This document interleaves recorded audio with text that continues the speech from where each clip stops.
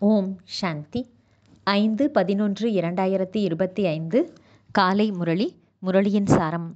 பாபா சொல்றார், இனிமையான குழந்தைகளே, இந்த முழு உலகமே நோயாளிகளின் மிக பெரிய மருத்துவமனையாக உள்ளது. பாபா முழு உலகத்தையும் நோயற்றதாக ஆக்க வந்துள்ளார். கேள்வி: எந்த ஒரு நினைவு இருந்தது என்றால் ஒருபோதும் மனச்சோர்வு அல்லது துக்கத்தின் அலை வர முடியாது? பதில்: இப்பொழுது நாம் இந்த பழைய உலகம் மற்றும் பழைய சரீரத்தை விட்டுவிட்டு வீட்டுக்கு செல்வோம்.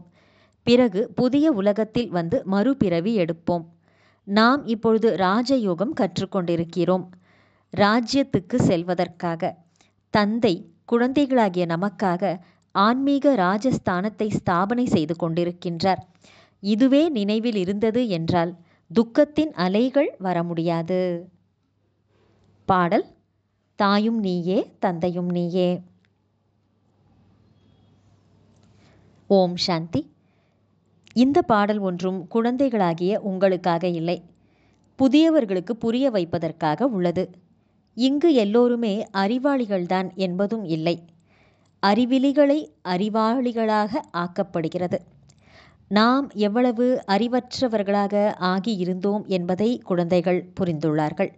இப்பொழுது தந்தை நம்மை அறிவாளியாக ஆக்குகின்றார். எப்படி பள்ளிக்கூடத்தில் படித்து குழந்தைகள் எவ்வளவு அறிவாளிகளாக ஆகிவிடுகிறார்கள்? ஒவ்வொருவரும் அவரவர் அறிவினால் வழக்கறிஞர், இன்ஜினியர் ஆகிறார்கள். இங்கேயோ ஆத்மாவை அறிவாளியாக ஆக்க வேண்டியுள்ளது. படிப்பதும் ஆத்மாதான், சரீரத்தின் மூலம் படிக்கிறது. ஆனால் வெளியில் கிடைக்கும் அனைத்து கல்விகளும் குறுகிய காலத்திற்கு சரீர நிர்வாகத்தின் பொருட்டே உள்ளது. ஒரு சிலர் மத மாற்றம் கூட செய்கிறார்கள். இந்துக்களை கிறிஸ்தவர்களாக ஆக்கி விடுகிறார்கள். என்றாலும் கூட எதற்காக? சிறிதளவு சுகத்தை பெறுவதற்காக. பணம், தொழில், வசதிகள் சுலபமாக கிடைப்பதற்காக மற்றும் வாழ்க்கை தேவைக்காக. நாம் முதலிலோ ஆத்ம உணர்வுள்ளவராக வேண்டும் என்பதை இப்பொழுது குழந்தைகளாகிய நீங்கள் அறிவீர்கள்.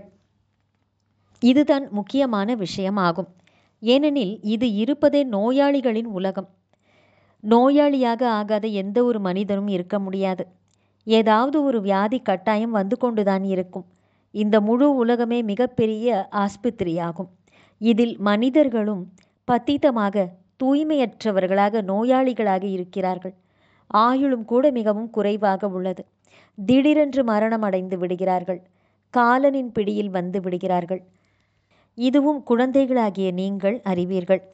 குழந்தைகளாகிய நீங்கள் பாரதத்திற்கு மட்டுமல்ல, முழு உலகத்திற்கும் மறைமுகமான வழியில் சேவை செய்கிறீர்கள். முக்கியமான விஷயம் என்னவென்றால், தந்தையை யாரும் அறியாமல் உள்ளார்கள். மனிதர்களாக இருந்தும் கூட பரலோகத் தந்தையான இறைவனை அறியாமல் உள்ளார்கள். அவரிடம் அன்பு கொள்ளாமல் இருக்கிறார்கள். இப்பொழுது என்னிடம் அன்பு வையுங்கள் என்று தந்தை கூறுகிறார். என்னிடம் அன்பு வைத்து வைத்து நீங்கள் என்னுடனேயே திரும்பிச் செல்ல வேண்டும். திரும்பிச் செல்லாதவரை இந்த சீச்சி உலகத்தில் இருக்க வேண்டியுள்ளது. முக்கியமாக தேக உணர்வுள்ளவர், தேக அபிமானி என்ற நிலையில் இருந்து தேகி அபிமானியாக, அதாவது ஆத்ம உணர்வுள்ளவராக ஆகாதவரை எதற்கும் பயனில்லை. தேக அபிமானியாகவோ எல்லோரும் இருக்கிறார்கள். நாம் ஆத்ம அபிமானி ஆவதில்லை. தந்தையை நினைவு செய்வதில்லை என்றால் நாம் முதலில் எப்படி இருந்தோமோ அப்படியே இருப்போம் என்று நீங்கள் புரிந்திருக்கிறீர்கள். முக்கியமான விஷயமே தேகி அபிமானி ஆவதற்காகவே ஒழிய படைப்பை அறிந்து கொள்வது பற்றி அல்ல. படைப்பவர் மற்றும் படைப்பை பற்றிய ஞானம் என்றும் பாடப்படுகிறது. அப்படியின்றி முதலில் படைப்பு பிறகு படைப்பவர் பற்றிய ஞானம் என்று கூற மாட்டார்கள். இல்லை, முதலில் படைப்பு கர்த்தா, அவரே தந்தையாவார். ஹே காட்ஃபாதர் என்று அவரைத்தான் கூறப்படுகிறது. அவர் வந்து குழந்தைகளாகிய உங்களை தனக்கு சமமாக ஆக்குகின்றார். தந்தையோ எப்பொழுதுமே ஆத்ம அபிமானியாக இருக்கவே செய்கின்றார். எனவே அவர் சுப்ரீம் ஆவார். நானோ ஆத்ம அபிமானி ஆவேன் என்று தந்தை கூறுகிறார். யாருக்குள் நான் பிரவேசம் செய்துள்ளேனோ அவரையும் ஆத்ம அபிமானியாக ஆக்குகிறேன். அவரை மாற்றுவதற்காக அவருக்குள் பிரவேசம் செய்கின்றேன். ஏனென்றால் இந்த பிரம்மாவும் தேக அபிமானியாக இருந்தார். தன்னை ஆத்மா என்று உணர்ந்து என்னை சரியான முறையில் நினைவு செய்யுங்கள் என்று நான் இவருக்கும் கூறுகிறேன். நல்லது. தாரணைக்கான முக்கியமான சாரம். 1.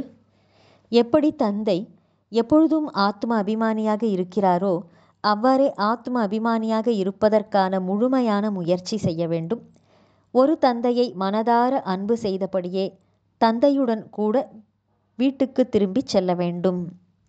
2. எல்லையற்ற தந்தையின் மீது முழுமையாக மதிப்பு வைக்க வேண்டும். அதாவது தந்தையின் கட்டளைப்படி நடக்க வேண்டும்.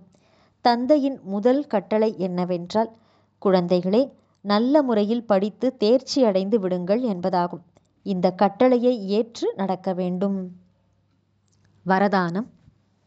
சக்திசாலி சேவை மூலம் பலமற்றவருக்குள் பலத்தை நிரப்பக்கூடிய உண்மையான சேவாதாரி ஆகுக.